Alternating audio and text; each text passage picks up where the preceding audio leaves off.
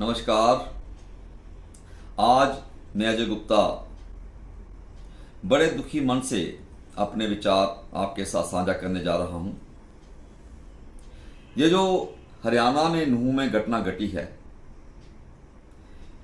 इस घटना को सुनने के बाद और देखने के बाद मुझे एक अपना बचपन का वो मंजर याद आता है जब मैं जम्मू से उधमपुर की ओर आ रहा था। शायद 1989 की बात है। तो जम्मू में को मैटाडोर हुई करती थी, लंबी मैटाडोर। मैटाडोर जहाँ ड्राइवर कंडक्टर का मुख्य दीवार था, मैं उसके पास बैठा हुआ था। तो मैं क्या देखता हूँ कि मैटाडोर जो थी वो केसी से बस स्टैंड की ओर जा रही थी। जैसे ही शालामार की ओर बस ने मैटाडोर ने टर्न करना था, मैटाडोर जैसे ही शालामार की ओर टर्न करी, क्योंकि साथ में बस स्टैंड था, उस ड्राइवर ने मैटाडोर को राउंड घुमाया। घुमाने के बाद उसने मैटाडोर का मुंह जो था फिर केसी की ओर किया और उसके बाद रिवर्स लगा करके पीछे जो पहाड़ी है, जो सेक्रेटरीट की ओर शालामार की ओर का जैसे क्रॉस है, उस पहाड़ी के साथ जोर से मारा। और क्या हुआ कि जो लोग पीछे बैठे हुए थे वो नीचे गिर पड़े, लहूलुहान हो गए। जो दाएं बाएं बैठे थे बिखर गए। तो मैं मैटाडोर जहां कंडक्टर की एंट्रेंस थी, मैंने वहां हैंडल पकड़ा हुआ था, तो मैं बच गया। तो कोई समझ नहीं आई कि ऐसा हुआ क्यों है। हम मैटाडोर से जैसे नीचे उतरते हम क्या देखते हैं कि लोगों ने हाथ में रॉड्स पकड़ी हुई हैं, डंडे पकड़े हैं, मार रहे हैं। हिंदू लोग सिखों को मार रहे हैं और सिख लोग हिंदुओं को मार रहे हैं। लेकिन हमें यह मालूम नहीं पड़ा कि हुआ क्या है, क्योंकि उस समय कम्युनिकेशन इतना स्ट्रांग नहीं था। उधमपुर तो मैं आ नहीं सकता था क्योंकि बसें बंद हो गई थी, आगजनी, सामने टायर जल रहे हैं। और मैं यहाँ जीवल चौक की ओर भागा। और मुझे याद आता है कि आई एग्जैक्टली रिमेंबर इट कि मैं नहर तवी के किनारे से होते हुए अपने गोल गुजराल एक दोस्त के घर पहुंच गया। वो सिख समुदाय से संबंध रखता था। तो उसके फादर ने मुझे बोला कि बेटा घबरा नहीं, तू अपने घर में ही है, ये छोटी मोटी हरकतें होती रहती हैं।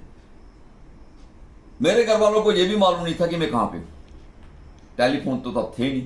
तो दूसरे दिन उन लोगों को जिनके घर में रात को रहा हूं, जिनके घर मैंने रात को सोया हूं, खाया पिया, उनको यह पता चलता है कि उनके दामाद को मार करके तवी ब्रिज के नीचे फेंका हुआ है। वो भगवान का शुक्र था कि वो बच गया। पूरी रात वो तवी ब्रिज के नीचे पड़ा रहा। क्या आज का जो दौर है उसमें क्या हो गया? जो 1989 में हुआ है, हम बोलते हैं जी हम बड़े सभ्य हो गए हैं, आधुनिक युग में प्रवेश कर रहे हैं। 2023 में जो हुआ है ये हमारे लिए उससे ज्यादा घातक है।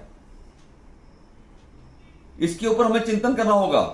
ये जो नफरत का बीज कल्टीवेट हो रहा है, यह हमारे आने वाली नस्ल के लिए अच्छा नहीं है।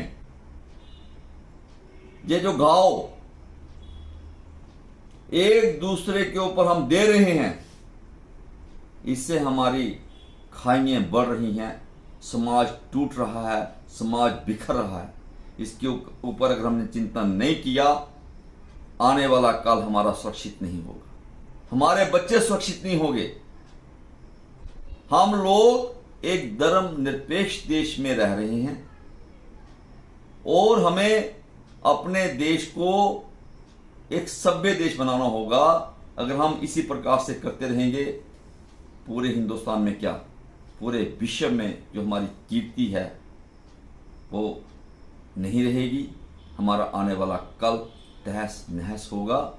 हमें इसके ऊपर चिंतन करना होगा।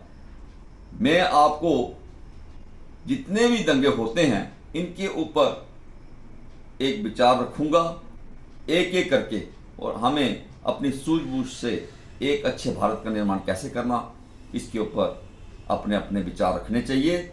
और अखंड भारत का निर्माण कैसे करना है, इसके ऊपर हमें अपनी सोच एक दूसरे के साथ साझी करनी चाहिए। धन्यवाद। जय हिंद।